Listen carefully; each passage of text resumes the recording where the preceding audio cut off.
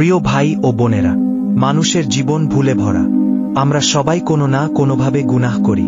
তবে আসল বিষয় হল, আমরা সেই গুনাহর পর আল্লাহর দিকে ফিরে যাই কিনা। আমরা কি সত্যিকারের তাওবা করি, নাকি হতাশ হয়ে যাই? আল্লাহ তাআলা কুরআনে বলেছেন, হে আমার বান্দাগণ, যারা নিজেদের উপর সীমালঙ্ঘন করেছ, তোমরা আল্লাহর রহমত থেকে নিরাশ হয়ো না। নিশ্চয়ই আল্লাহ সব গুনাহ মাফ করে দেন।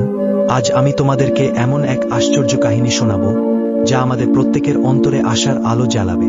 একজন মানুষ ছিলেন, যার জীবন অন্ধকারে ঢেকে গিয়েছিল। তিনি একের পর এক মানুষ হত্যা করতেন। এভাবে হত্যার সংখ্যা পৌঁছে যায় ৯৯-এ। তুমি ভাবতে পারো, ৯৯ জন মানুষ হত্যা করা কত বড় অপরাধ। সত্যি, মানুষের প্রাণ নেওয়া সবচেয়ে ভয়ঙ্কর অপরাধগুলোর একটি। আর তিনি তা করেছেন একবার নয়, দুবার নয়, ৯৯ বার। তার হৃদয় গুনাহে পূর্ণ হয়ে গিয়েছিল। তার হাতে লেগেছিল নিরপরাধ মানুষের রক্ত। তবুও একদিন তার হৃদয়ে প্রশ্ন জাগল, আমার কি আর ক্ষমা পাওয়ার কোনো সুযোগ আছে? সে দীর্ঘ সময় ধরে নিজের অন্তরের সঙ্গে লড়াই করল। একদিকে তার অপরাধবোধ, অন্যদিকে হতাশা। কিন্তু অবশেষে সে সাহস করে একজন আলেমের কাছে গেল। আলেমকে বলল, আমি ৯৯ জন মানুষকে হত্যা করেছি। বলুন, আমার কি তোবার সুযোগ আছে? আলেম তার প্রশ্ন শুনে চমকে গেলেন। তিনি ভাবলেন, এত বড় অপরাধের পর এ মানুষকে আল্লাহ মাফ করবেন কিভাবে? তাই তিনি বললেন, না, তোমার কোনো ক্ষমা নেই। ওই খুনির বুকটা ভেঙে গেল। সে হতাশায় ডুবে গেল। তার মনে হল, যদি মাফের দরজাই না থাকে, তবে বেঁচে থাকারই বা কি মানে? ক্রোধ আর হতাশার মিশ্রণ তাকে গ্রাস করল। তখন সে আলেমকে হত্যা করল। এভাবে তার হত্যার সংখ্যা দাঁড়ালো ১০০-তে। এবার সে আবার আগের মতো অন্ধকারে ডুবে গেল।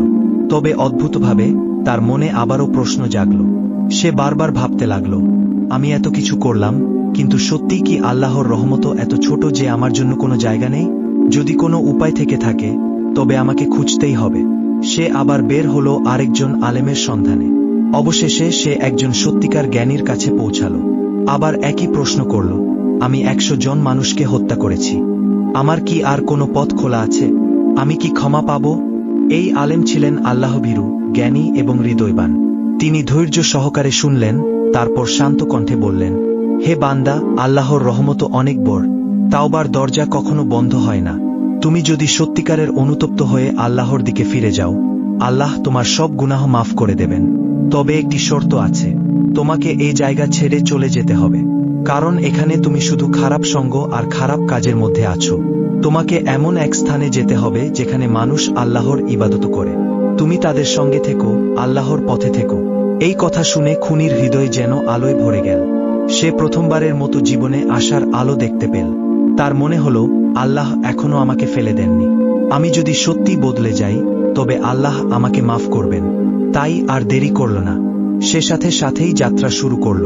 তার মনে একটাই ইচ্ছা, আল্লাহর কাছে ফিরে যেতে হবে।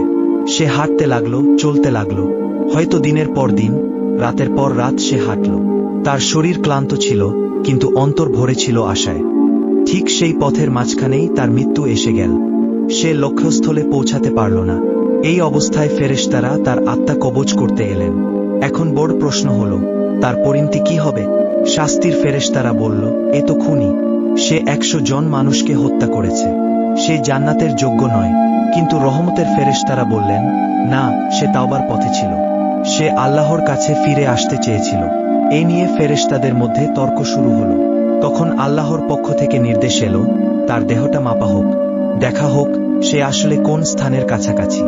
যদি তার দেহ গুনাহের গ্রামের কাছাকাছি হয়, তবে সে শাস্তির অধিকারী হবে।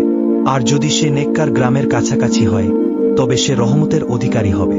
ফেরেশতারা মাপতে শুরু করলেন। মাপতে মাপতে অবশেষে তার শরীর ১ হাত পাপের জায়গার দিকে বেশি হচ্ছে। তখন আল্লাহ আবার মাপতে বললেন, এবং ফেরেশতারা আবার মাপতে শুরু করলেন। আল্লাহ মাটিকে ১ হাত বড় হতে আদেশ করলেন, এবং মাটি ১ হাত বড় হলেন, যার ফলে সে তাওবার রাস্তার দিকে বেশি হলেন, এবং আল্লাহ তাকে রহমত করলেন। আর এটাই হলো তার পরিত্রাণের কারণ। আল্লাহ তার প্রতি রহমত করলেন, তাকে ক্ষমা করলেন এবং জান্নাতের সুসংবাদ দিলেন। প্রিয় ভাই ও বোনেরা, এই কাহিনী আমাদের জন্য অনেক বড় শিক্ষা। আমরা যত বড় গুনাহই করি না কেন, আল্লাহর রহমত সবকিছুর চেয়ে বড়। এখানে দেখো, একজন মানুষ শত শত গুনাহ করেছিল, কিন্তু আল্লাহ তাকে মাফ করলেন শুধু এজন্য যে সে আন্তরিকভাবে তাওবার পথে বের হয়েছিল। এখান থেকে আমরা শিখি, কখনো হতাশ হওয়া যাবে না। গুনাহ যত বড় হোক না কেন, আল্লাহর দরজা সবসময় খোলা, কিন্তু আমাদেরকে আন্তরিক হতে হবে। শুধু মুখে নয়, হৃদয় থেকে তাওবা করতে হবে। আমাদের সঙ্গ পরিবর্তন করতে হবে, ভালো মানুষদের সঙ্গে থাকতে হবে, আল্লাহর পথে চলতে হবে। আজ আমরা নিজের দিকে তাকাই। হয়তো আমরা নামাজে গাফেল, হয়তো আমরা মিথ্যা বলি, হয়তো হারাম কাজে জড়িয়ে যাই। কিন্তু যদি আজ আমরা আল্লাহর কাছে ফিরে আসি, তবে আল্লাহ আমাদেরও মাফ করবেন। আল্লাহর রহমত অসীম। তাই আসুন, আমরা আর দেরি না করি, আমরা এখনই তাওবা করি। আমাদের অতীত যত অন্ধকারময় হোক না কেন, আমাদের ভবিষ্যৎ আল্লাহর রহমতে আলোকিত হতে পারে। চ্যানেলটি সাবস্ক্রাইব করে হেদায়েতের পথে চলুন। আল্লাহ আমাদের সবাইকে আন্তরিক তাওবা করার তৌফিক দান করুন। আমিন।